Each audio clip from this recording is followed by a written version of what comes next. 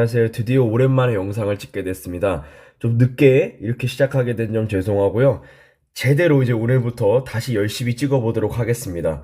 먼저 6번 문제를 풀기 전에 지난 영상에 오류가 좀 몇 가지 있었습니다. 그래서 그것부터 먼저 수정하고 6번 문제를 풀도록 할게요. 일단은 4번 문제에서 과정에 좀 오류가 좀 있었습니다. 어떤 과정에서 오류가 있었냐면 T'과 T 더블 프라임을 외적하고서 T를 내적하는 과정에서 이 과정에서 이 과정으로 넘어갈 때 좀 잘못했었는데요. 제가 이유가 뭐라고 그랬었냐면 프레네셀의 공식에 의해서 우리가 똑같이 T'과 T 더블 프라임을 카파 N 그리고 카파 N 프라임 이렇게 쓸 수 있다라고 했는데 제가 어디서 틀렸냐면 요 카파하고 N 프라임을 바로 가는 과정에서 즉 이 T 프라임 S를 한 번 더 미분하는 과정에서 제가 좀 잘못했습니다. 뭘 잘못했냐면 카파 S라는 건 알파 더블 프라임 S의 크기인데 얘도 어쨌든 S에 대한 함수가 될 것인데 사실 이 S에 대한 함수 자체가 상수가 되는 것이 아니고 어쨌든 S에 대한 함수이기 때문에 얘를 미분해도 0이 되는 것이 아니라 그러니까 상수로 보는 것이 아니라 S에 대한 함수로 봐야 되기 때문에 카파 프라임 S를 해도 0이 되지가 않습니다. 즉 죽지가 않습니다. 그래서 제가 죽는다고 제가 헛소리를 해가지고 이상한 얘기를 했습니다. 그런 점 대해서 죄송하고요. 그래서 여기에서 카파 N을 미분할 때 고배 미분이 적용돼서 카파 프라임과 N 더하기 카파 N 프라임 이렇게 쓸 수 있게 되고 그래서 다음과 같이 쓰게 됩니다. 그러면은 여기에서 이제 어떻게 적용되냐면 과정이 하나가 더 추가되는 거죠. 외적의 분배 법칙을 적용해서 다음과 같이 카파 N 곱하기 카파 프라임 N 더하기 카파 N 곱하기 카파 N 프라임 이렇게 적용이 돼서 여기에서 n과 n을 똑같은 걸 외적하면 우리는 0벡터가 된다는 것을 알고 있습니다. 그래서 이 부분이 날아가서 카파 n 곱하기 카파 n 프라임만 두 개를 외적한 것만 살아남게 돼서 우리가 다시 초반에 했던 원래대로 돌아가게 됩니다. 그래서 이 부분을 하나를 추가했어야 했고요. 그 다음에 두 번째는 뭐였냐면 프레네셀의 공식을 제가 설명할 때 t 프라임, n 프라임, b 프라임을 설명할 때 카파하고 n 곱한 거 카파하고 t 곱한 거에 마이너스 타우하고 n 곱한 거에 마이너스를 붙이는 거였었는데 이걸 제가 이거를 곱하기인데 내적이라는 말도 안 되는 헛소리를 했습니다. 그래서 제가 확실하게 다시 말씀드리면 이 두 개는 내적하는 것이 아니라 두 개의 곱이다. 이 두 벡터의 곱이다 라는 걸로 제가 다시 정정해서 설명을 드리도록 하겠습니다. 문제를 같이 한번 풀어보도록 하겠습니다. 그래서 6번 문제를 보면은 여전히 임의속력 정치 곡선에 대해서 프레셀의 장치를 구하는 거, 그 계산하는 게 계속 목적이었죠. 그래서 5번에서 풀었던 거랑 똑같이 한번 풀어볼게요. 그래서 알파가 지금 3t-t 세제곱, 그리고 3t제곱, 3t 플러스 t 세제곱으로 되어 있는데 얘를 일단 한번 시작해보면 5번이랑 똑같이 어떻게 풀어야 되냐면은 먼저 미분을 합니다. 그래서 알파 프라임 t를 미분하면 3 마이너스 3t제곱, 6t, 3 플러스 3t제곱이 되겠죠. 그리고 또 뭐합니까? 한 번 더 미분해요. 그래서 미분하면 마이너스 6t, 6에 6t가 되고 또 한 번 더 미분을 하면은 마이너스 6, 0, 6이 됩니다.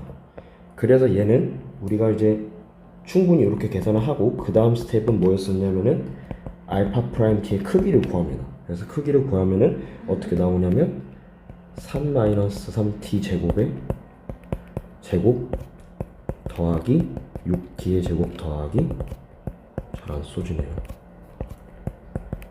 3 플러스 3t 제곱의 제곱을 해줍니다. 그래서 이거를 계산하면 뭐가 나오냐면은 루트 18에 t 제곱 플러스 1 이렇게 나오게 돼서 얘는 3루트 2에 t 제곱 플러스 1이 나오게 됩니다.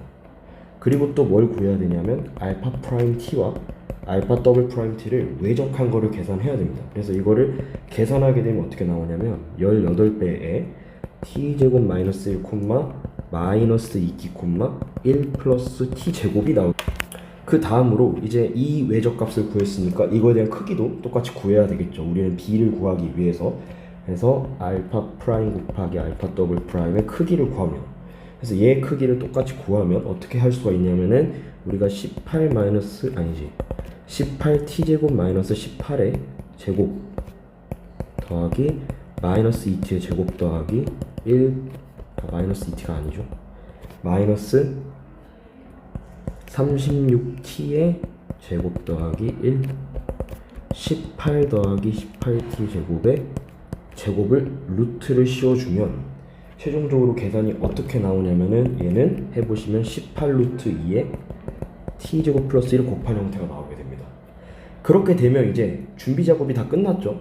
전제 조건이 다 끝났기 때문에 이제는 뭘 해야 되냐면 세 번째 스텝은 똑같이 t를 구하는 것부터 시작을 합니다. 그래서 t는 어떻게 구했냐면 알파 프라임을 크기로 나눠줬었죠. 그래서 알파 프라임을 우리가 구한 걸 한번 확인해 보면 어떻게 됐었냐면 좌표부터 써보면 3-3t 제곱 콤마 6t 콤마 3 플러스 3t 제곱 이렇게 됐었고, 그거에 대한 크기는 뭐였었냐면은 3 루트 2에 t 제곱 플러스 1 이렇게 됐었습니다. 그래서 이거를 계산을 해주게 되면 어떻게 나오냐면 3을 다 약분할 수 있겠죠. 그래서 3을 이렇게 다 약분하게 되면 여기 2가 되고, 그러면은 어떻게 나오냐면 루트 2에 t제곱 플러스 1 분의 1 마이너스 t제곱 콤마 2t 콤마 1 플러스 t제곱 이렇게 나오게 되겠죠. 그래서 우리가 t를 구했습니다. 그 다음으로 우리가 뭐를 구할 거냐면 이제 b를 구해야 되겠죠.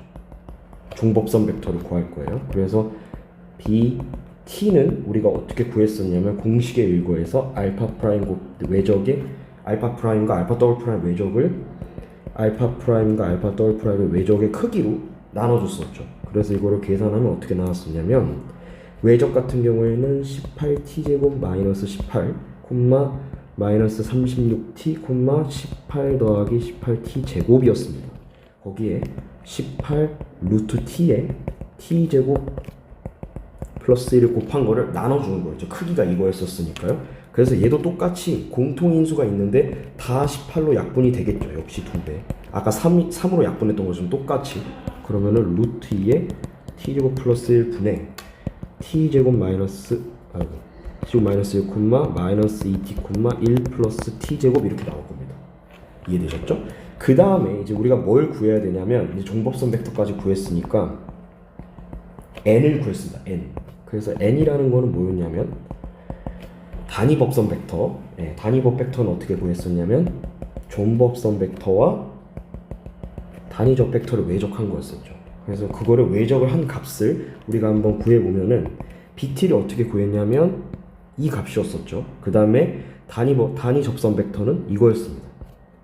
이 두 개를 외적하는 거죠. 그래서 이 두 개를 외적을 하게 되면 일단 한번 써볼게요. 루트 2에 t제곱 더하기 1 분의 t제곱 마이너스 1 콤마 마이너스 2t 콤마 t제곱 플러스 1 이렇게 되고, 외적에 루트 2에 t제곱 플러스 1 분모는 똑같죠. 지금 거기에다가 1 마이너스 t제곱 콤마 2t 콤마 t제곱 플러스 1을 이 두 벡터를 외적하는 거죠. 그래서 이걸 외적하게 되면 결과값만 쓸게요. 계산 한번 해보시고. 그래서 제가 지난 시간에 말씀드렸던 대로 하나 지우고 2x2 디터미넌트, 또 하나 지우고 2x2 디터미넌트, 또 하나 지우고 2x2 디터미넌트를 동일하게 적용하게 되면 어떻게 나오냐면은 2배의 t제곱 플러스 1의 제곱 분의 외적을 해주게 되면 마이너스 4t의 t제곱 플러스 1이 첫 번째 컴포넌트가 되고, 두 번째는 2 곱하기 1 마이너스 t 사승이 되고, 마지막 컴포넌트는 0이 됩니다. 근데 여기서 잘 보면은 우리가 약분을 할 수가 있죠. 지금 t제곱 플러스 1이 지금 공통인수로 얘나 다 있기 때문에 그걸 약분해주고, 2도 지금 공통인수니까 2도 약분을 다 하게 되면 최종적으로 뭐가 나오냐면 t제곱 플러스 1 분의 좌표가 어떻게 나오냐면 마이너스 2t 찍히겠고, 그 다음에 1 마이너스 t제곱 0 이렇게 나오겠죠. 그래서 이게 우리가 구하고 싶은 단위 법 벡터가 되는 거죠. t and b를 다 구했습니다. 그럼 나머지는 카파와 타워만 남은 거죠. 그래서 이제 카파를 구해봅시다. 그래서 이제 어떻게 구할 거냐면 일단 카파부터 먼저 구해볼게요. 공률부터 구해보면, 공률은 우리가 공식이 이미 정칙 곡선에 대해서는 어떻게 됐었냐면 알파 프라임의 크기를 세제곱한 거 분해 알파 프라임과 알파 더블 프라임 외적한 거의 크기를 구해서 그걸 분자에다가 올렸었죠. 그래서 이걸 계산을 하게 되면 어떻게 나오냐면 우리가 54 루트 2에 t제곱 플러스 1의 3승 이렇게 나오겠죠. 알파 프라임의 크기가 뭐였냐면 이거였으니까요. 그래서 이거를 세제곱한 거니까 뭐가 나오냐면은 54 루트 2에 t제곱 플러스 1의 3승이 될 거예요. 그 다음에 얘는 이제 어떻게 될 거냐면 위에는 어떻게 될 거냐면 알파 프라임과 알파 더블 프라임 외적한과 크기는 여기 있습니다. 그래서 그거를 그대로 그냥 써주면 되는 거죠. 즉 18 루트 2에 t제곱 플러스 1을 써주게 되면 날라가고 이거 하나 날라가고 3이 됩니다. 그래서 계산하면 어떻게 되냐면 3 곱하기 t제곱 플러스 1의 제곱분의 1이 나오겠죠. 이게 공률이 될 것이고, 그 다음에 마지막 스텝은 무엇이냐면 이제 연률, 비틀림률이라고 하는 타우를 구해야 되겠죠. 그래서 타우는 공식이 어떻게 됐냐면 알파 프라임 곱하기 그러니까 외적의 알파 더블 프라임의 크기의 제곱분에 알파 프라임 곱하기 그러니까 알파 프라임과 알파 더블 프라임을 외적한 거에다가 알파 3번 미분한 걸 내적해 준 거였었죠. 그래서 이거를 계산하게 되면 알파 프라임과 알파 더블 프라임의 크기는 이거였고 이거를 제곱한 거니까 우리가 어떻게 쓸 수가 있냐면 18의 제곱에 곱하기 2의 t제곱 플러스 1의 전체 제곱이 될 거고, 그 다음에 위를 이제 계산하게 되면 어떤 결과가 나오게 되냐면 결과한 걸 그냥 바로 쓰겠습니다. 18 곱하기 6에다가 뭐를 하게 되냐면 마이너스 t제곱 플러스 1 더하기 t제곱 플러스 1 이렇게 계산을 한 게 됩니다. 그럼 우리가 이제 약분을 시행하게 되면 18, 18 하나 날라가고, 그 다음에 또 뭘 얘기할 수가 있냐면 2랑 6이랑 3으로 되고, 그래서 3, 6, 18이 되죠. 그래서 최종적으로 우리가 계산을 하게 되면 뭐가 나오냐면 이 t제곱도 사라지고 이거 계산하면 2니까 또 2가 약분돼서 3이 됩니다. 그래서 최종적인 답은 무엇이냐면 3의 t제곱 더하기 1의 제곱분의 1이 우리가 구하고자 하는 최종적인 답이 됨으로써 연률을 구하게 되면서 우리가 원하고자 하는 프레네셀의 장치를 다 구할 수 있게 됩니다. 그래서 이 방법으로 계산해주면 되겠습니다. 자, 7번 문제는 무엇이냐면 프레네셀의 공식과 프레네셀의 정리, 즉 다시 말하면 곡선론의 기본 정리가 무엇인지를 서술하는 겁니다. 이거는 우리가 앞에서도 이미 복습을 할 때 첫 번째 영상에서 이미 답을 다 얘기를 했죠. 그거를 다시 한번 복습하는 기분으로 그런 느낌으로 다시 한번 써보겠습니다. 프레네셀의 공식은 무엇이었냐면 먼저 프레네셀의 포뮬라는 무엇이었냐면 다시 한번 써보면 두 가지 경우로 나뉜다고 했죠. 단위 속력 곡선과 임의 정칙 곡선으로 나뉜다고 했어요. 그래서 먼저 우리가 이 알파라는 곡선을 유닛 스피드 레귤러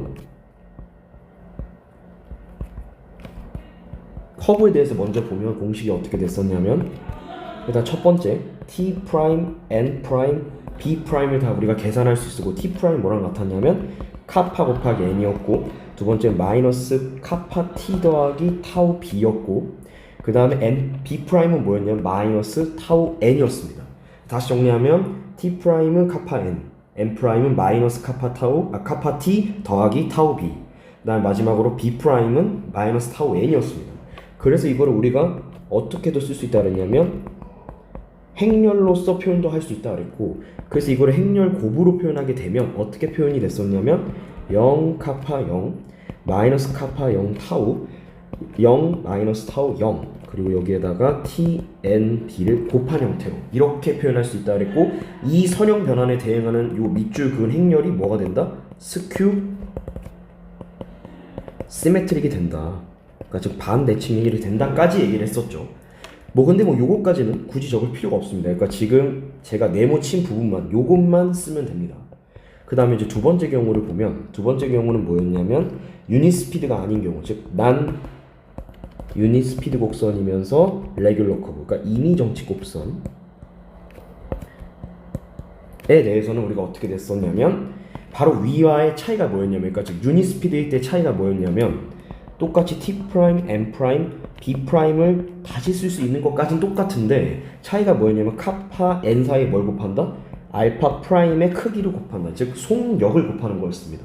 그래서 n 프라임에 대해서 마이너스 카파 알파 프라임의 크기에 t 더하기 타우에다가 알파 프라임의 크기 곱하기 b 이렇게 쓸 수 있었고, 그 다음 b 프라임의 경우에는 마이너스 타우 알파 프라임의 크기에 n을 곱하는 거였었습니다. 그래서 이게 우리가 알고 있는 프레네셀의 공식이었고, 그렇다면 프레네셀의 정리, 즉 곡선으로 기본 정리는 뭐냐? 이제 그걸 한번 서술해 보겠습니다. 자, 영어로는 우리가 프레네셀의 정리라고 하기도 하지만 사실 다른 말로는 곡선론의 기본 정리, 영어로 쓰면 fundamental theory of curves. 그러니까 곡선론의 기본 정리라고도 합니다.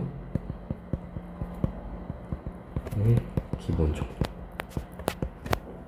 이건 뭐였냐면 알파라는 곡선이 있는데 얘가 i에서, 여기서 i는 뭐냐면 실수의 부분집합으로서 인터벌이라고 생각하시면 되고요. 그 인터벌에서 R3로 가는 이러한 공간 곡선에 대해서 이 공간 곡선이 아크랭스 리파라미터라이제이션, 즉 단위 속력으로 재매개한 호의 길이 함수를 이용해서 재매개한 그런 곡선이라고 했을 때 이 곡선에다가 뭐를 자를 거냐면 여기서 리지드 모션이라고 해서 곡선이 예를 들어서 동일한 곡선인데 뭐 평행 이동이라든지 대칭 이동을 해서 된 곡선일 수도 있잖아요. 그러니까 이 모든 곡선만 가지고는 얘기할 수가 없기 때문에 얘를 동치관계로 적당한 이퀴버런트 릴레이션으로 자를 건데 그 이퀴버런트 릴레이션 잠시 뒤에 좀 더 구체적으로 말씀드리고요. 이렇게 자른 요 집합이 요 쿼션트 셋이 뭐랑 1대1 대응을 하냐면 원톤 코레스폰던스냐면 어떻게 1대1 대응이 되냐면 카파와 타우, 즉 이 알파라는 곡선의 곡률과 연률의 1대1 대응이 된다라는 게 곡선론의 기본 정리였었습니다. 그러면 구체적으로 적어보죠. 여기에서 카파는 i에서 양의 실수로 가는 함수이고 타우 역시 i에서 r 플러스로 가는 양의 실수로 가는 그러한 함수로 이해를 할 수가 있고 이 곡률과 연률에 대응하는 곡선을 또 찾을 수 있고 반대로 곡선이 하나가 주어지면 그에 대응하는 연률과 곡률도 1대1 대응을 한다라는 것입니다.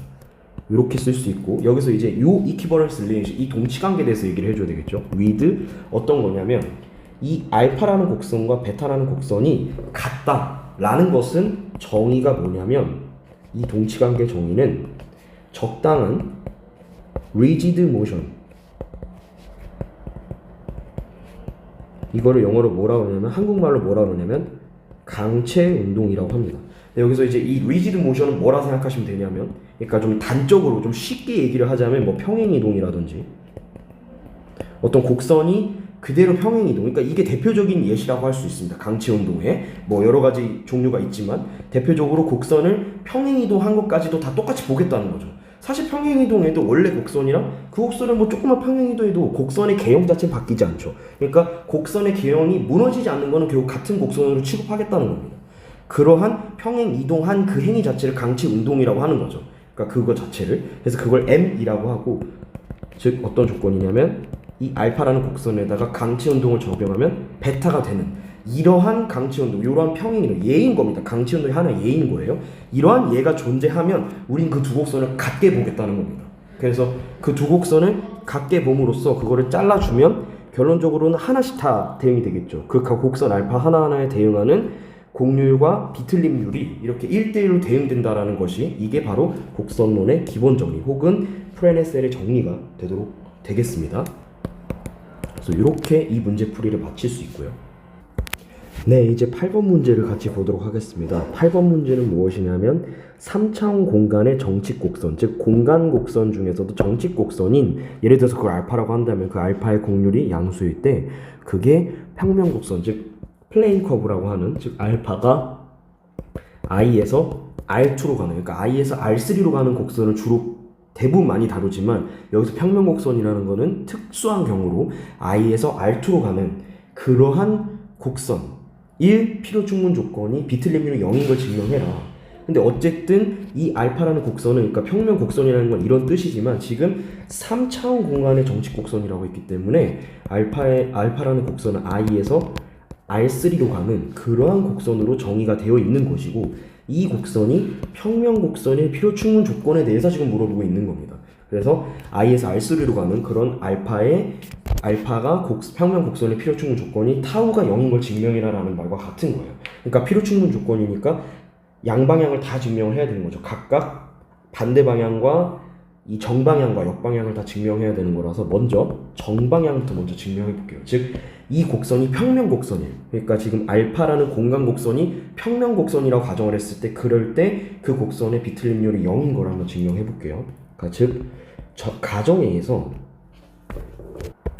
네, 그래서 이 알파에다가 i를 넣은 것, 즉 정역을 쏙 들어간 이 이미지가 평면 곡선이라 했기 때문에 어떤 평면 안에 쏙 들어가 있다라는 거죠. 이 공간 곡선이 평면 곡선이라는 거니까 정의에 의해서, 즉 가정에 의해서 평면에 쏙 들어가 있다는 거기 때문에 이 알파라는 곡선 이미지가, 그 얘기는 우리가 이 곡선 자체를 어떻게 쓸 수 있냐면 C1x 더하기 C2y 더하기 C3z는 D 이런 식으로 쓸 수가 있는 거죠. 왜 이렇게 쓸 수가 있냐면 우리가 어떤 플레인 안에, 즉 어떤 평면 안에 곡선이 쏙 들어가 있는 거기 때문에 어떤 평면의 방정식을 만족을 해야 되는 거죠. 즉 그 평면의 방정식을 우리가 보통 이렇게 쓸 수가 있죠. 즉 이거를 다시 쓰면 어떻게 쓸 수가 있는 거냐면 x, y, z라는 이 R3상의 벡터와 C1, C2, C3라는 이 상수 벡터를 내적했을 때 D가 되도록 하는 그런 조건을 만족하는 평면의 방정식을 다음과 같이 쓸 수 있었죠. 근데 이렇게 쓸 수 있는 이유는 알파라는 애가 이 3차원 공간의 곡선이 평면 곡선이라는 게 전제이기 때문에 그 평면에 쏙 들어간다라는 건 그 알파라는 곡선이 평면의 방정식 안에 쏙 들어가 있다는 거라서 이 평면의 방정식을 만족을 해야 된다는 겁니다. 그래서 이렇게 우리가 쓸 수가 있고요. 자, 그렇다면 여기에서 우리가 이 C1, C2, C3라는 이 상수 벡터를 뭐라고 가정할 거냐면 이 C1, C2, C3를 C0라고 하겠습니다. 즉 let C1, C2, C3라는 상수 벡터를 C0 벡터라고 하겠습니다. 근데 이 C0 벡터는 어떻게 더 가정을 할 거냐면 단위 벡터라고 가정하겠습니다. 크기가 1인, 그리고 이 알파라는 곡선을 아크 랭스로 리파라미터라이제이션을 했다라고 가정하겠습니다. 즉 단위 속력 곡선이라 가정할게요.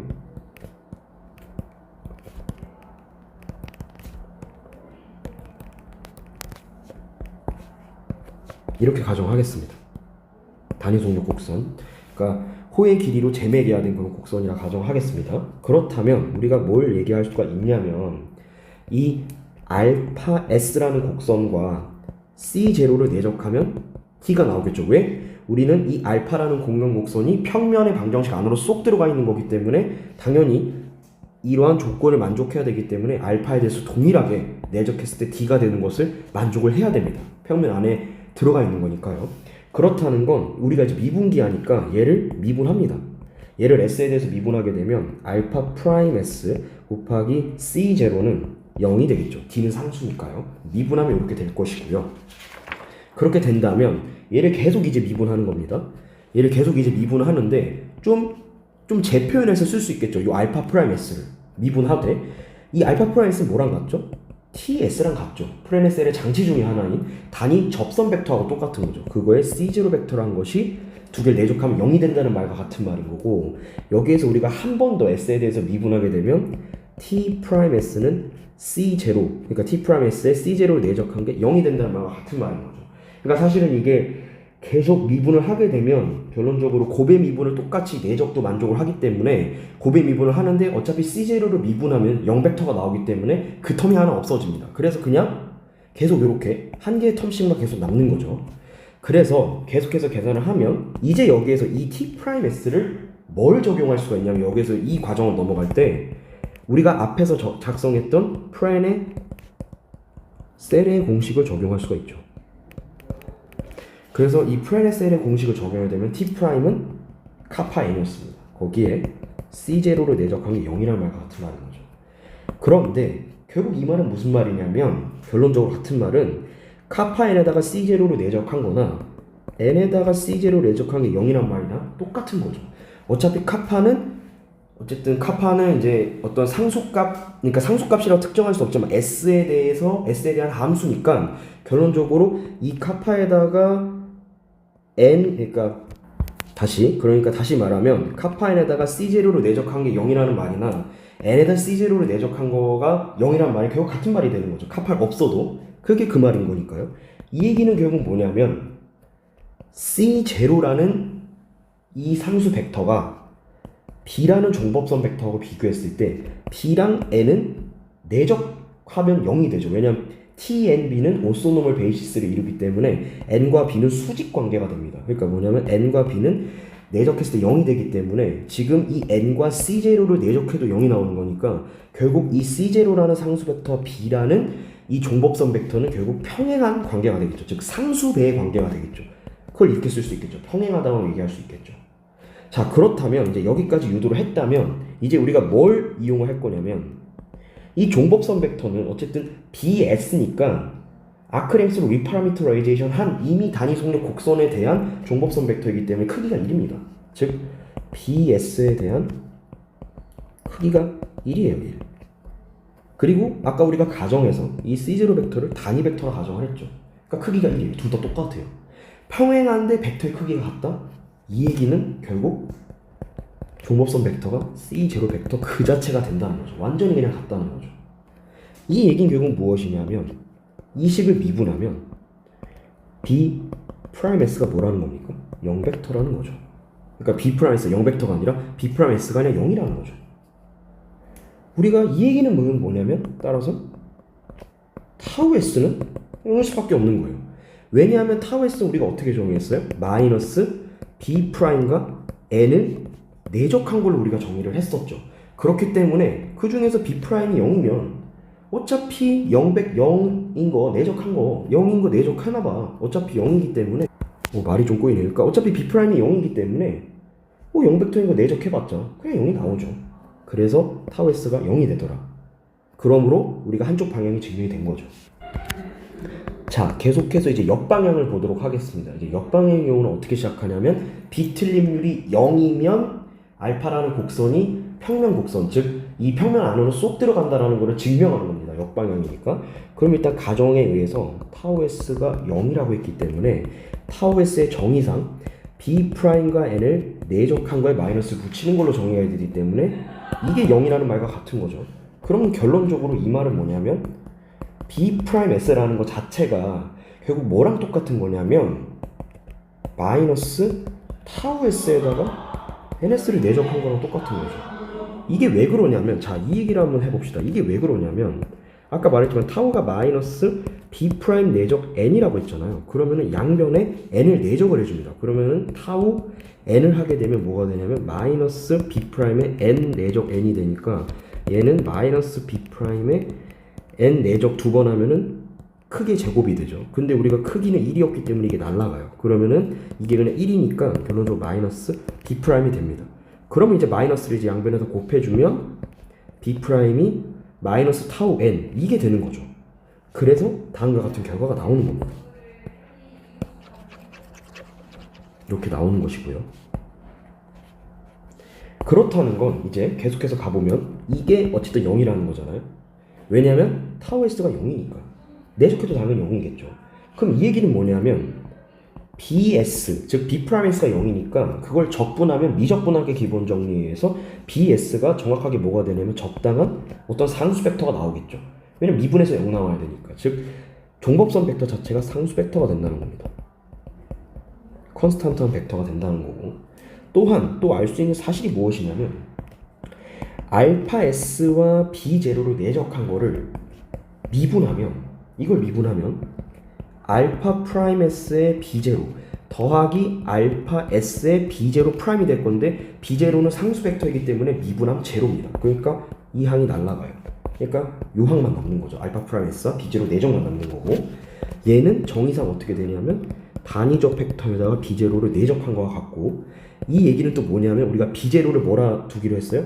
종법선 벡터라 두기로 했기 때문에 얘는 ts와 bs를 내적한 거랑 같게 되는 거죠. 뭐가? 알파 s와 b0를 내적한 걸 미분한 것이 t와 b를 내적한 것과 같다라는 거죠. 근데 우리 이게 뭐였어요? 지금 이게 0이었죠.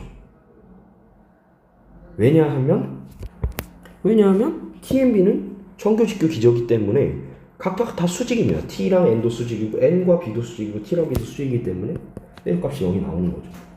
그럼 이 얘기는 결국 뭐가 되겠어요?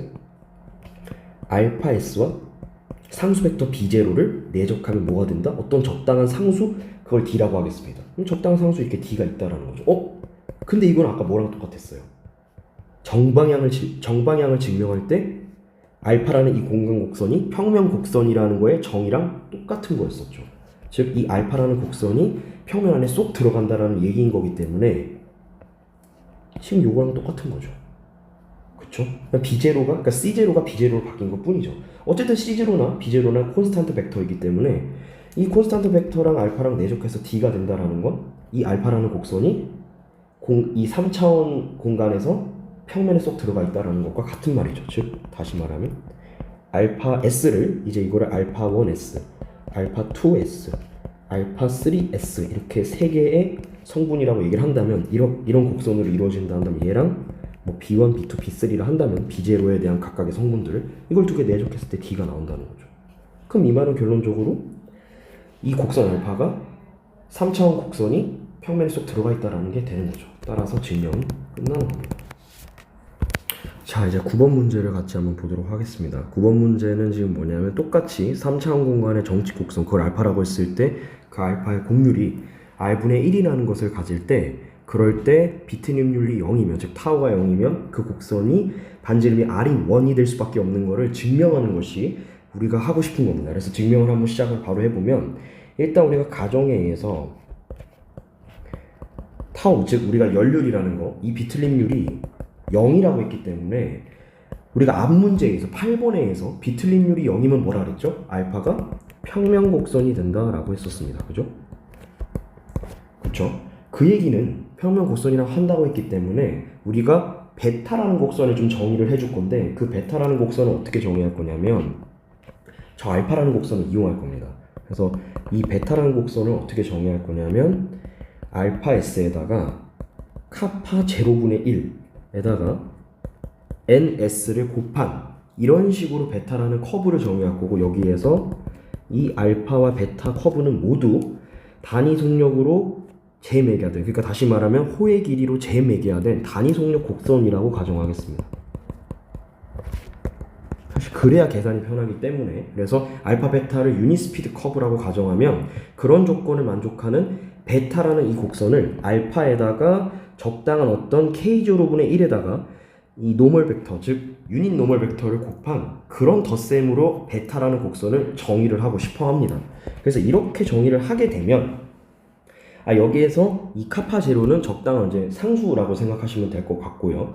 그래서 우리가 뭘 얘기할 수 있냐면 이렇게 정의를 하면 그러면 우리가 항상 미분기하니까 항상 미분을 합니다. 그래서 베타라는 거를 알파 S 더하기 카파 제로분의 1에다가 n을 곱한 그런 것을 더한 걸로 정의하게 되면 베타 프라임 S는 어떻게 되냐면 베타 프라임 S는 알파 프라임, 그러니까 S는 그냥 생략하겠습니다. 있다라고 생각하고 알파 프라임에다가 더하기 카파 제로분의 1은 어차피 상수 스칼라 값이라고 생각하면 되고 거기에 n 프라임 이렇게 되는 거죠. 그러면 우리가 정의상 알파 프라임은 t랑 같고요. 더하기 카파 제로분의 1에다가 n 프라임은 사실 뭐랑 같냐면 프레네셀의 공식에 의해서 마이너스 카파 제로 t 더하기 타우 b랑 똑같습니다. 그러면 이제 여기서 중요한 건 뭐냐면 우리가 알파라는 곡선이 지금 뭐냐면은 타우가 0, 즉 비틀림률이 0이라고 했기 때문에 알파 플레인 커브라서 결론적으로 이 타우 b가 0이 돼버리죠. 어차피 0을 내적하는 거니까 0을 곱하는 거니까 어차피 0 벡터가 되고요. 그러니까 0이 되고 값이 0이 돼버리고 그러면 우리가 뭘 얘기할 수가 있냐면 이 t 더하기 카파 제로분의 1에다가 마이너스 카파 제로 t를 곱하니까 마이너스 t가 됩니다. 이게 날라가서 그러면은 0이 되죠. 0. 그러니까 베타 프라임이 0이 된다라는 거예요.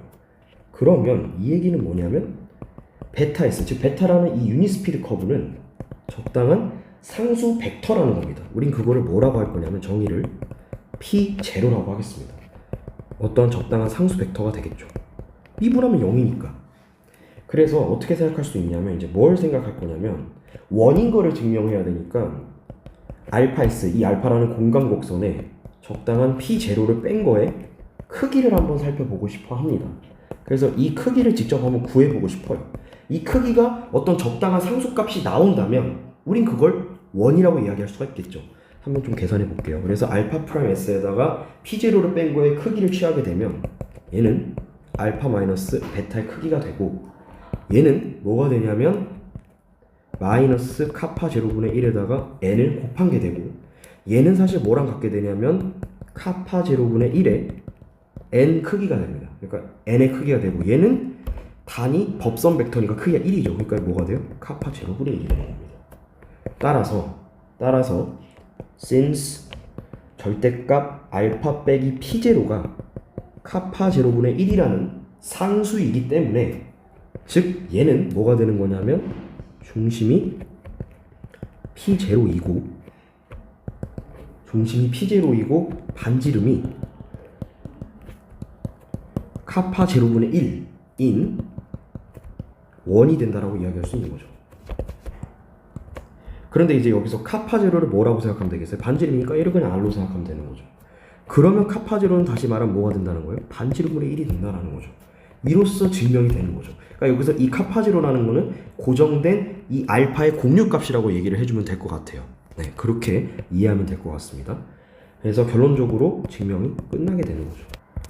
자, 그래서 우리가 9번을 다시 정리를 하자면 이 증명이 어떻게 됐었냐면 우리가 비틀림률이 0이라고 가정을 했기 때문에 그 비틀림률이 0이라서 알파가 앞에 있는 8번 문제에서 평면 곡선이 됐었고, 그래서 우리가 베타라는 이러한 곡선을 어떻게 가정을 했냐면 알파라는 평면 곡선에다가 그 알파의 공률인 카파 제로를 이용해서 그 카파 제로분의 1에다가 노멀 벡터를 곱해준, 노멀 벡터를 곱해준 거를 더한 걸로 베타 S를 이렇게 정의를 하게 되면 이게 사실 되게 중요한 겁니다. 그러면서 동시에 이 알파 베타가 유닛 스피드 커브가 되도록 이렇게 베타를 잡아주면, 그렇게 되면은 미분을 했을 때 베타 프라임은 알파 프라임 더하기 카파 제로분의 1에다가 n 프라임을 한 게 되는 거고, 그러면은 n 프라임은 프레네 셀의 공식에 의해서, 그러니까 여기서 여기로 넘어가는 게 프레네 셀의 공식 때문에 n''이라는 거는 마이너스 카파 제로 t 더하기 타우 b 이렇게 얘기를 할 수가 있고, 거기에 카파 제로분의 1을 곱한 거 더하기 t가 되는 거죠. 알파 프라임 t랑 같으니까. 그러면은 계산해 주게 되면 타우 b 같은 경우는 타우가 0이기 때문에 날아가고, 그러면 마이너스 카파 제로 t만 남는데 카파 제로가 또 약분돼서 마이너스 t가 되고, 그럼 t에다 마이너스 t란 거니까 0이 됩니다. 즉 베타 프라임이 0이 된다는 거죠. 그 얘기는 뭐냐면 베타라는 게 적당한 어떤 상수 벡터로 나온다는 거고, 우린 그걸 p0라고 잡았습니다. 그러면은 핵심적인 건 뭐냐면 이 알파라는 곡선이 반지름이 r인 원인 거를 증명해야 되기 때문에 중심으로부터 떨어진 거리가 상수라는 거를 증명해줘야 됩니다. 그러면은 중심으로부터 떨어진 거리가 상수, 즉 그거를 우리가 카파 제로분의 1이라고 잡으면 되겠죠.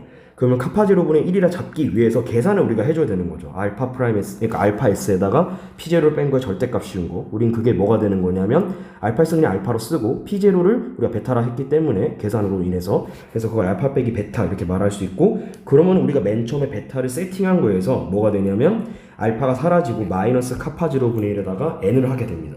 거기에 절대값이니까 절대값을 씌우게 되면 이 단위 법벡터의 크기는 1이기 때문에 카파 제로분의 1이 나옴으로써 결론적으로 중심이 p0이고 반지름이 카파 제로분의 1, 즉 알파의 공률의 역수인 그게 반지름이 되도록 하는 원이 되는 것이죠.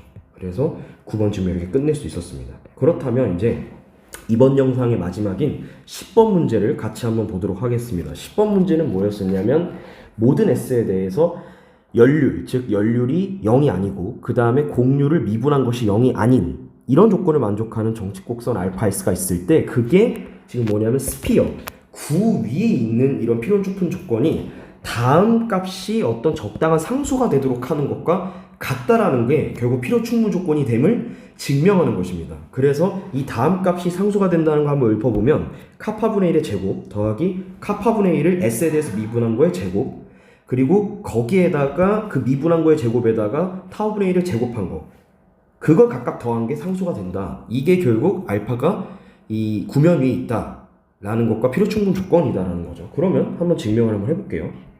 이게 좀 깁니다. 그래서 먼저 정방향부터 증명해보죠. 즉 알파 S가 구면에 있다 라고 가정을 하겠습니다. 그러면은 우리가 좀 증명을 좀 쉽게 하기 위해서 그 구의 중심을 우리가 생각할 수 있는데, 구의 중심을 사실 일반적으로는 우리가 어떻게 둬야 되는 거냐면은 임의의 어떤 3차원 점이라고 둬야 되지만, 여기서는 좀 쉽게 하기 위해서 어떻게 가정할 거냐면 중심이 원점이라고 가정을 할 겁니다.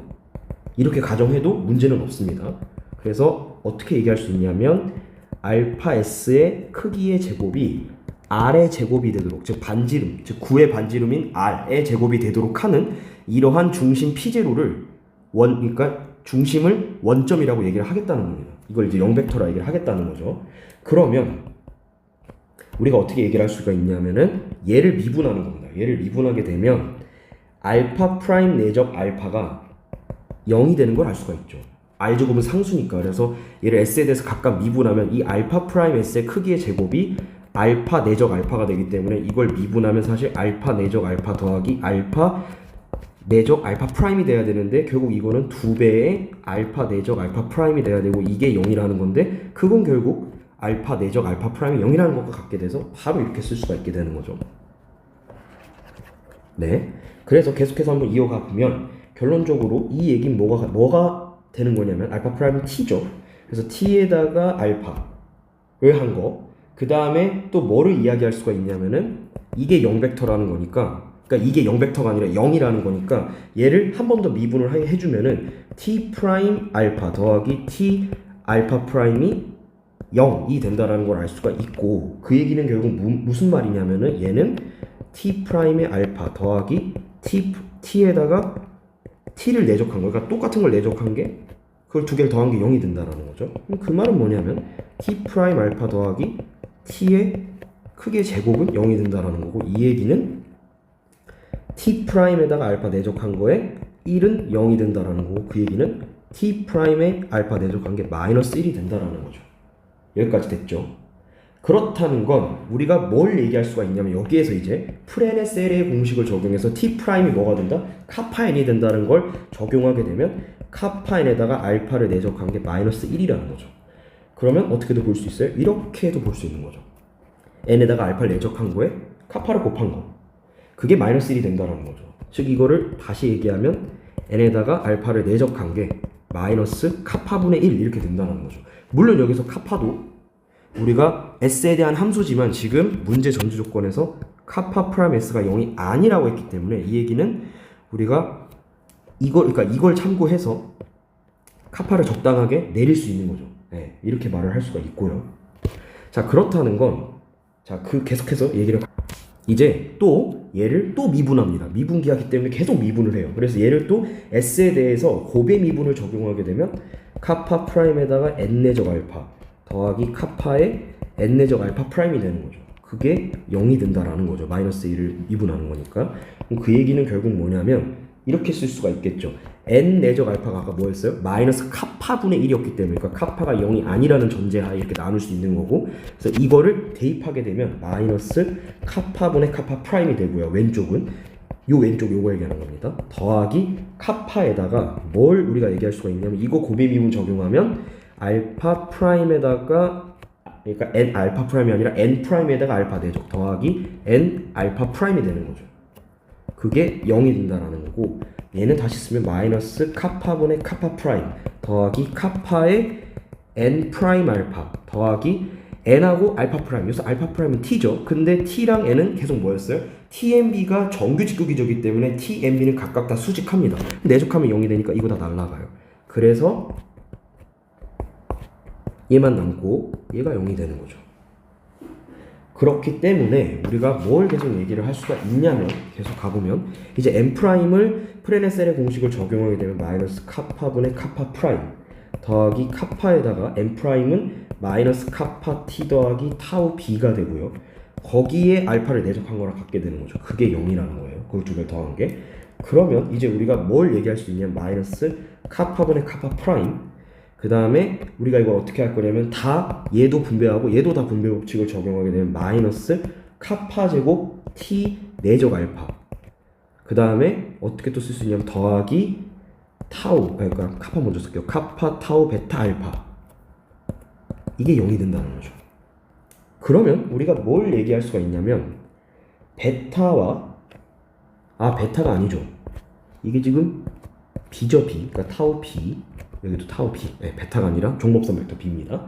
그래서 여기에서 우리가 알 수 있는 사실이 뭐냐면 여기에서 t랑 알파는 내적하면 0이 되죠. 왜냐하면 알파와 여기서 t라는 거는 단위 접선 벡터이기 때문에 얘랑 얘는 내적하면 0이 됩니다. 그래서 얘는 내적하면 0이 되고 날라가고 얘랑 얘만 남는 거죠. 그러면 종법선 벡터와 알파를 내적한 거는 어떻게 쓸 수가 있냐면은 이렇게 쓸 수가 있겠죠. 즉 카파 제곱분의 카파 프라임에다가 뭘 곱한 거가 되냐면 타분의 1을 곱한 게 되겠죠. 그러니까 뭐냐면은 이걸 다시 한번 써보면 얘를 먼저 넘기면 우변으로 넘기면 카파 타우 b에다가 알파를 한 것은 얘는 카파분의 카파 프라임이 되고, 그럼 b에다가 알파를 내적한 거는 얘를 내려주게 되면은 카파분의 1에다가 카파분의 카파 프라임에다가 타우분의 1 되는데, 얘거 계산하면 카파 제곱분의 카파 프라임에다가 타우분의 1을 곱한 게 되는 거죠. 그래서 이렇게 나오는 겁니다.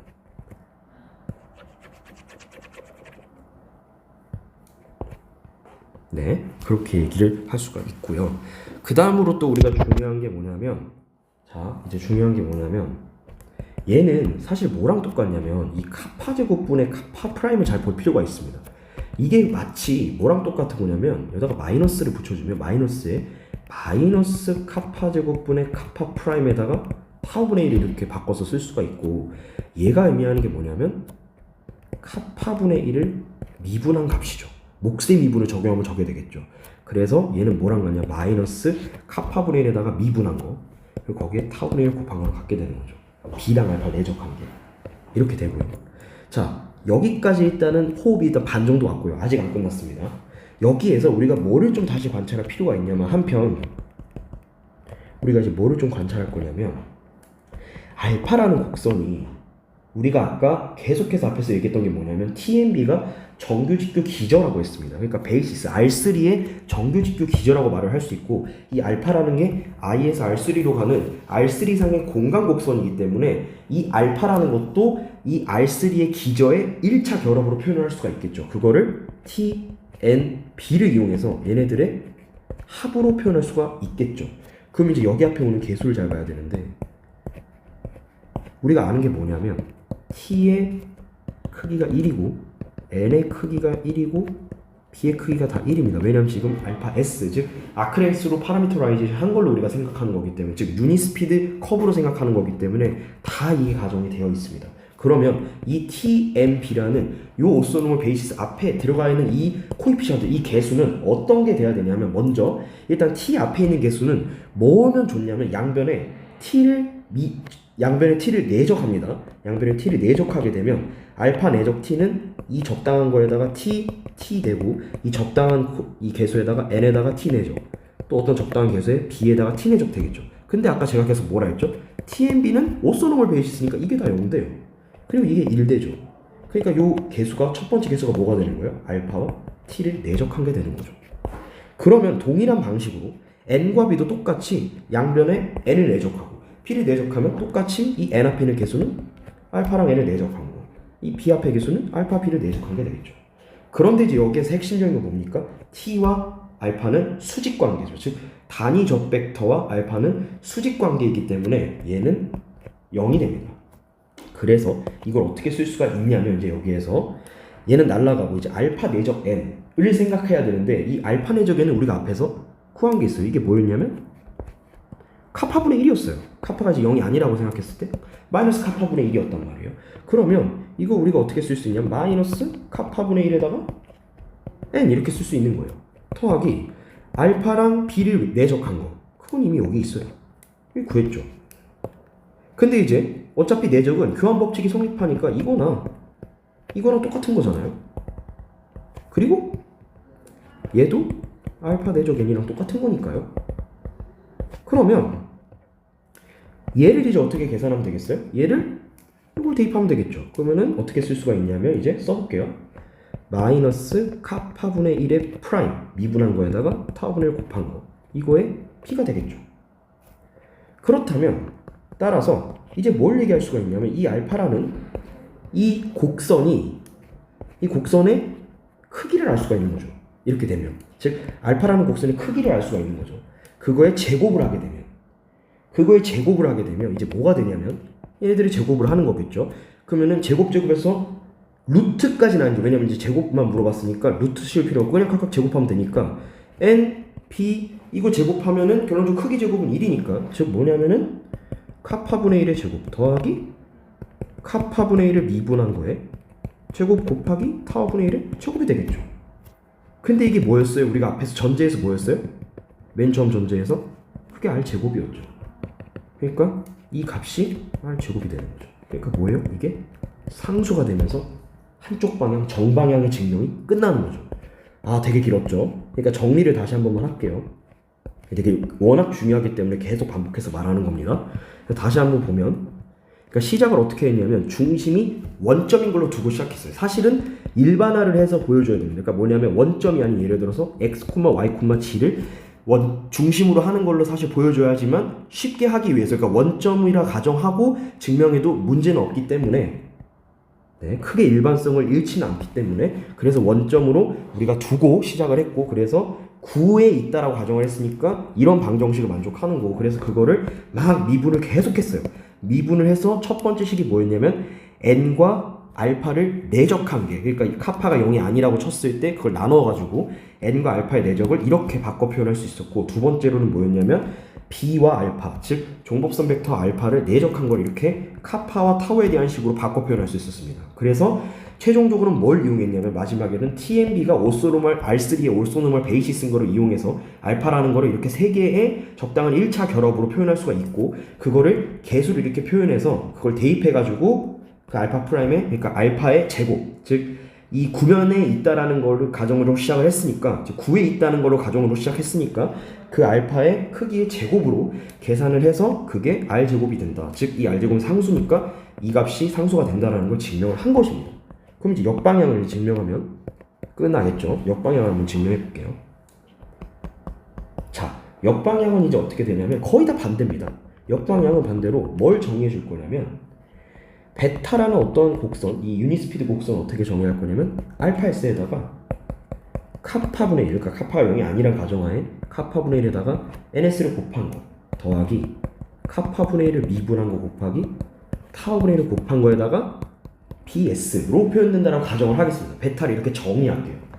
이 정의하면 되게 중요한 겁니다. 그러면 뭐 하겠어요? 이제 이렇게 정의하면 미분하겠죠. 그래서 미분하면 뭐가 되냐면은 알파 프라임 미분하면 그냥 ts랑 같게 되고, 더하기 얘를 미분해주면 카파분의 1을 미분한 거에다가 n 더하기 얘도 어쨌든 s에 대한 함수니까 곱의 미분을 적용하게 되면 여기에다가 카파분의 1에다가 n 프라임 이렇게 되고, 그 다음에 또 어떻게 적용되냐면 더하기 이제 또 미분을 해야 되겠죠. 얘랑 곱의 미분 적용하면 카파분의 1 미분한 거에 타분의 1의 전체 미분에다가 b를 곱한 거 더하기 카파분의 1을 미분한 거에 타우분의 1에다가 곱한 거에 b 프라임. 네, 이렇게 우리가 얘기를 할 수가 있겠죠. 그러면은 우리가 이제 계산을 하게 되면 이런 것들이 이제 계산해서 좀 정리를 해야겠죠. 계산하게 되면 뭐가 되냐면 일단 t 더하기, 일단 s는 그냥 다 빼겠습니다. t 더하기 카파 프라임에다 미분한 거에 n을 곱한 거 더하기 n 프라임을 프레네스 L의 공식을 이용해서 카파분의 1에다가 n 프라임은 뭐랑 같았었냐면은 우리가 마이너스 카파 t 더하기 타우 b였었죠. 네, 이렇게 계산을 했고 더하기 그 다음에 또 뭐를 얘기했었냐면 카파분의 1을 미분한 거에다가 타우분의 1을 곱한 거에 미분한 거, 그 다음에 곱하기 b 더하기 카파분의 1을 미분한 거 곱하기 타우분의 1에다가 그걸 곱한 거에 b 프라임은 우리가 뭐랑 같았냐면 타우 마이너스 타우 n이랑 같았죠. 그러니까 프레네셀의 공식에 의해서 이렇게 적용이 됐었죠. 마이너스 타우 n이 같으니까. 그러면은 우리가 이제 계산을 이제 좀 적당하게 하게 되면 일단 카파 날라가서 마이너스 t 되는데 이거 t랑 다 없어지죠. 그리고 또 뭘 얘기할 수가 있냐면 그러니까 뭘 얘기할 수 있냐면 카파분의 1을 미분한 거에 n을 곱한 거랑 요 텀을 보면 일단 타우가 사라지죠. 그럼 마이너스 카파분의 1을 미분한 거 곱하기 n이니까 얘랑 동류항이라서 사라지죠. 이게 다 날아가 버려요. 그러면은 최종적으로 뭐만 남게 되냐면, 자 계산해보면 얘랑 분배로 칙하게 되면 카파분의 타우 b가 되고요. 더하기 카파분의 1을 미분한 거에 타우분의 1에다가 그걸 미분한 거 얘에다가 b를 곱한 거가 남는 거죠. 얘만 남는 거죠. b 프라임이라는 게. 그럼 얘를 우리가 다시 쓰면, 아이고 죄송합니다. 이걸 우리가 다시 쓰면 카파분의 타우에다가 더하기 카파분의 1 미분한 거에 타우분의 1 곱한 거에 미분한 거 전체 미분에 이렇게 b로 묶을 수 있게 되는 거죠. 여기까지가 지금 베타 프라임인 거죠. 됐죠? 이제 미분해서 동량 다 없애서 정리를 한 겁니다. 프레네셀의 공식 이용해가지고. 그러면은 이제 우리가 얘는 잠시 냅두고 우리가 또 뭘 봐야 되냐면 역방향, 즉 뭐냐면은 우리가 가정한 게 있었죠. 역방향이니까 결론적으로 다시 보면 이 값이 상수라고 가정했을 때 알파라는 이 곡선이 구면이 있다는 걸 증명하는 거기 때문에 이게 지금 전제로 박혀 있는 거죠. 이게 지금 가정인 겁니다. 요 식이 가정인 거죠. 그럼 이제 이거를 이용할 겁니다. 자, 이제 한번 이용해 볼게요. 뭐냐면 카파분의 1의 제곱 더하기 카파분의 1을 미분한 거에다가 타우분의 1을 곱한 거에 제곱이 콘스탄트가 된다는 게 가정이 된 겁니다. 이거를 우리가 스타라고 할게요. 그러면 이제 이 식을 어떻게 하면 되겠어요? 미분해보면 자, so by differentiation 그러니까 얘를 미분하게 되면 이 스타를 미분하게 되면 자, 얘를 미분합니다. 얘를 미분하면 자, 2배의 카파분의 1에다가 카파분의 1을 미분한 거 속미분이니까 그 다음 더하기 2배의 카파분의 1 미분의 타우분의 1 곱하기 얘 미분한 거니까요. 그리고 또 안에 또 미분을 해야 되겠죠. 타파분의 1 미분의 타우분의 1 곱한 거를 미분한 거. 이게 0이 된다는 거죠. 왜? 콘스탄트 미분하면 0이니까. 그래서 이렇게 값이 나오게 되고 이 얘기는 결론적으로 무슨 말이냐면은 2배에다가 카파분의 1을 미분한 거로 지금 뭐냐면 묶이는 거죠. 공통인수로 묶이니까 이게 아니고 얘랑 이렇게 공통인수로 묶이니까 우리가 어떻게 묶이냐면 왼쪽은 카파분의 1만 넣고 더하기 오른쪽은 타우분의 1 곱하기 카파분의 1을 미분한 거에다가 타우분의 1 곱한 거를 미분한 거 이렇게 묶이게 되는 거죠. 2 곱하기 카파분의 1을 미분한 거 앞으로 빼면 그래서 이게 0이라는 거죠. 자, 그렇다는 건 결론적으로 우리가 뭘 얘기할 수가 있냐면 그러면 이제 여기에서 식을 좀 조작해서 2배에다가 우리가 어떻게 쓸 수가 있냐면 여기에다가 타우가 0이 아니라고 했죠. 문제 전제 조건에서 타우가 0이 아니라고 했으니까 나눌 수가 있어요. 그러니까 뭐냐면 여기에다가 이 식에다가 양변에 타우를 곱할 겁니다. 그럼 어떻게 되냐면 타우분의 카파분의 1 미분 이렇게 되고 그 다음에 타우를 곱해줬다가 다시 나눠줘야 되는 거니까 그래서 타우분의 1 이렇게 된 거고요. 그러니까 여기다가 타우를 이렇게 곱해줍니다. 더하기 얘 타우가 그럼 없어지겠죠. 그러면 거기에다가 카파분의 1 미분의 타우분의 1 곱한 거를 미분한 거. 이게 0이 된다는 말과 똑같은 거죠. 그러니까 뭐냐면 타우를 곱해서 타우분의 1을 다시 곱해준 거죠. 그러니까 원래식으로 되돌리려고. 그러니까 약간의 여기에서 약간 식변형을 한 겁니다. 이렇게 표현할 수도 있겠죠. 그러면 일단 중요한 게 무엇이냐면 이렇게 했다면 그러니까 타우를 곱하고 타우분의 1을 이렇게 나눠서 제 표현을 이렇게 했다면 이 부분 같은 경우는 일단 카파 프라임이 0이 아니라고 했기 때문에 이거 0 아니죠. 얘도 0이 아니죠. 그럼 이 앞부분은 0이 아닌 거예요. 그런데 얘랑 얘를 곱했을 때 0이 돼야 한다면 그러면 여기가 0이 될 수밖에 없는 거예요. 그죠? 그래서 따라서 카파분의 타우 더하기 카파분의 1 미분의 타우분의 1을 곱한 거에 미분한 것이 0이 될 수밖에 없다는 거예요. 이해되시죠? 무슨 말인지. 그러면 결론적으로 이 얘기는 자 베타 프라임으로 돌아갑시다. 베타 프라임이 뭐였냐면 이 컴포넌트에다가 b를 곱한 거였죠. 근데 지금 요 컴포넌트가 뭡니까? 0이라는 거잖아요. 0. 그럼 따라서 이 얘기는 뭐예요? 베타 프라임이 0이라는 거죠.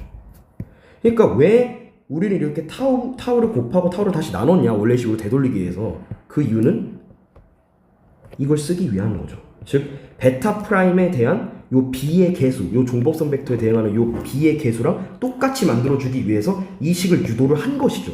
그래서 결론적으로는 이 값이 0이 된다는 거기 때문에 베타 프라임이 0이 된다는 거를 증명하고 싶었던 거고 그 얘기는 베타라는 게 어떤 적당한 콘스탄트 벡터, 즉 상수 벡터라는 거고 그걸 우리가 p0라고 잡으면 그렇게 되면 최종적으로 이 알파라는 애가 구면 위에 있다라고 증명을 해줘야 되니까 그러면 알파 빼기 P0 여기서는 P0가 중심이 되겠죠. 이 P0를 중심으로 하는 구 위에 있다라는 걸 보여줘야 되니까 이거의 크기의 제곱을 계산해 보면 얘는 어떻게 되냐면 계산하면 알파라는 걸 우리가 뭐라도 오기 시작했냐면 알파라는 거는 다시 이제 알파라는 거는 뭐였냐면 이 베타 S라는 거를 여기에서 이 알파를 남기면 그러니까 여기서 알파 S만 남기고 나머지 다 넘기면 베타 빼기 카파분의 1 n에다가 빼기 카파분의 1의 2분에다가 곱하기 타우분의 1을 한 거에 b가 되는 게 지금 이게 알파인 거죠. 그죠?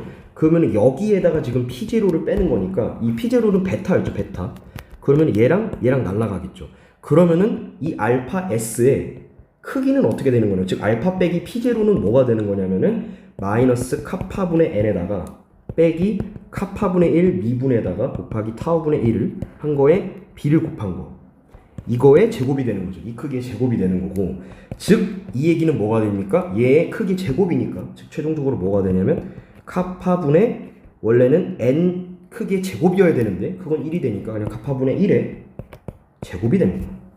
더하기 2ab여야 되는데 b랑 n이랑 내적하면 어차피 0이기 때문에 중간은 날아가고 얘 제곱시키게 되면은 카파분의 1 미분한 거에 타우분의 1의 제곱이 되는 거죠.